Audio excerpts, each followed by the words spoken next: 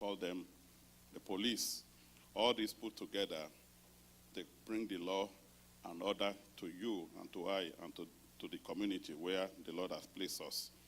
I want us to look at Romans chapter 13. Romans 13, 1 to 7. We'll read from Good News Translation. Romans 13, 1 to 7, Good News Translation.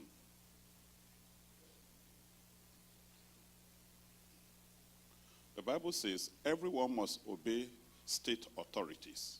I will include this one, city authorities, national authority, because no authority exists without God's permission. And the existing authorities have been put there by God. Isn't it interesting that the devil didn't put them there? Whoever opposes the existing authority opposes what God has ordered. And anyone who does so will bring judgment on himself.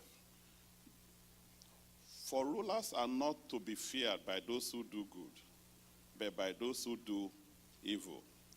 Would you like to be unafraid of those in authority? Then do what is good, and they will praise you. It goes further, because they are God's servants. Isn't it interesting?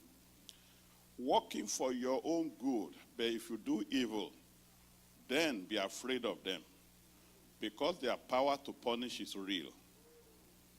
They are God's servants and carry out God's punishment on those who do evil. For this reason, tell your neighbor, for this reason, you must obey the authorities, not just because of God's punishment, but also as a matter of conscience. Verse 6. That is also why you pay taxes. I hope somebody is hearing that. Because the authorities are working for God when they fulfill their duties. Pay them what you owe them. Pay them your personal and property taxes. And show respect and honor for them all. Is it a surprise that you will read this also in the Bible? Don't we think that those working for the city, the state, the police, don't we think sometimes that they are devil sent?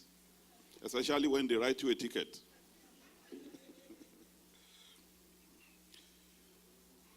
But I want you to listen what the Bible says here. The Bible says how many people should obey the authorities? This can be confusing, especially when you come from places where everyone disobeys.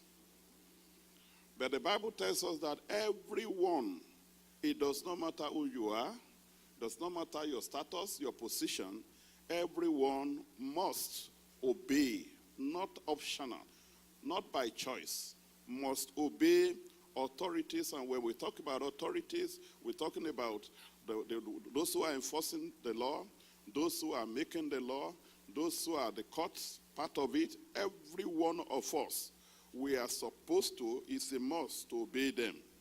And the Bible makes us to understand that God put the authorities there.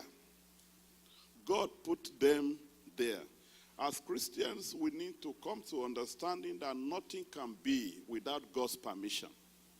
It's unfortunate that we think God rules over the affairs of men minus the police. We believe that it's true that God rules over the affairs of men, but we still exempt certain things. The Bible is making us to understand that the whole earth is not big for him to know what is going on in every corner, in everywhere. If the Bible can assure us that even the air in our head, they are numbered by God. Don't ever think that God does not know what is happening in Arlington, that God has lost control in Grand Prairie. It's a lie of the devil. That when there is an election going on in Tarrant County, that God has turned his eyes away from the place. You are not right. God put the authorities there. God put the authorities there. So, and the Bible is saying, if you oppose them, you are opposing God. Isn't that a big one? When you are opposing them, you are opposing God who put them there.